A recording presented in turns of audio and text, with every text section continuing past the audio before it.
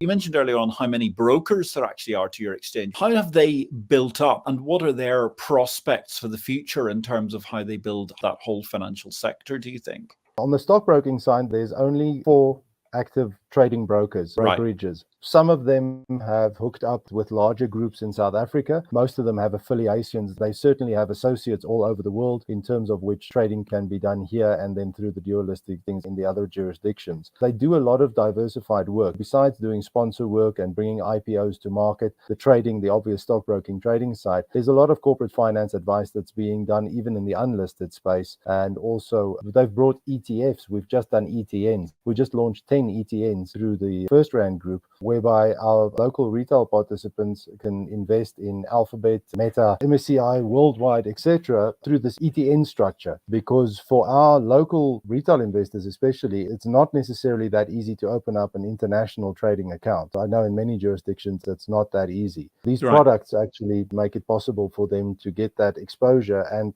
use it as a currency hedge. There's a lot of diversification going on, and there's a lot of the stockbrokers and the banks are all actually working in tandem to grow the market and to get us moving in the right direction. Part of that, because of the obvious advantages that we see that's going to come in the next couple of years, if we can prep our market sufficiently to have all the infrastructure such as the CSD in place, by the time we have this rise, our infrastructure is in place and our market is well enough diversified and developed to offer whatever it needs to the market when the need arises.